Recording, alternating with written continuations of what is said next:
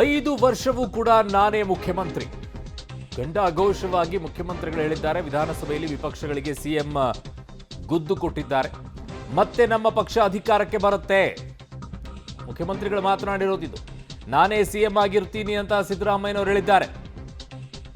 Guarantee ಸಮಿತಿಗಳ ರದ್ದಿಗೆ ಒತ್ತಾಯಿಸಿ ವಿಪಕ್ಷಗಳ ಧರಣಿಯ ವೇಳೆ ಸಿಎಂ ತಿರುಗೇಟನ್ನ ಕೊಟ್ಟಿದ್ದಾರೆ. 5 ವರ್ಷವೂ ಕೂಡ ನಾನೇ ಸಿಎಂ ಆಗಿರ್ತೀನಿ ಅನ್ನುವಂತ ಮಾತನಾಡಿದ್ದಾರೆ. ಇಲ್ಲಿಯವರೆಗೂ ಕೂಡ ಹೈಕಮಾಂಡ್ ನಿರ್ಧಾರಕ್ಕೆ ನಾವು ಬದ್ಧ ಅಂತ ಹೇಳ್ತಾ ಇದ್ರು. ಬಟ್ ಈಗ ಅವರ ವರಸೆ ಬದಲಾಗಿದೆ. 5 ವರ್ಷವೂ ಕೂಡ ನಾನೇ ಸಿಎಂ ಅನ್ನುವಂತಹ ಘೋಷಣೆಯನ್ನ ಈಗ ಮುಖ್ಯಮಂತ್ರಿಗಳು ಮಾಡಿರೋದು. 5 ವರ್ಷ ಪೂರೈಸಲಿ ಅಂತಾನೆ ನಾವು ಬಯಸ್ತೀರಿ. ನವೆಂಬರ್ ನಮ್ಗೆ 5 ವರ್ಷ ಇದ್ರೆ ಅದೇ ಪುಣ್ಯ. ನಾನು ಹೇಳುವಂಥದ್ದು ನೆಕ್ಸ್ಟ್ ಬಂದಂತ ಸರ್ಕಾರ ನಾನೇ ಇರ್ತೀನಿ.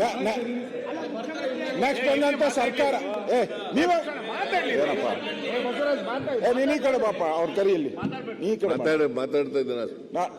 ನೋಡಿ, ಒಂದು ಸರಿ ನೀವು ದಾರಿ ತಪ್ಪಿದ್ರೆ, ಮಹಾಭಾರತದಲ್ಲಿ ನೀವು ನೋಡಿದ್ದೀರ, ಮಹಾಭಾರತದಲ್ಲಿ ಭೀಷ್ಮ ಮೊದಲು ರಾಜ ಆಗ್ಬೇಕಾಯ್ತು, ತಪ್ಪೋಯ್ತು, ಆಮೇಲೆ ಎಲ್ಲ ತಪ್ಪಿತು.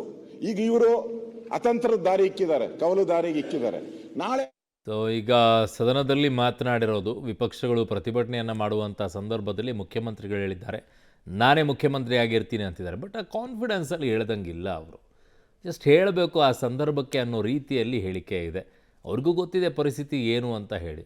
ಮುಂಚೆ ಅವರ ಆ ವರ್ಚಸ್ಸಿತ್ತಲ್ಲ, ಆ ರೀತಿಯಲ್ಲಿ ಹೇಳೋ ರೀತಿಯಲ್ಲಿ ಗಟ್ಟಿತನ ಅದು ಕಾಣಿಸ್ಲಿಲ್ಲ ಅಲ್ಲದ್ರಲ್ಲಿ.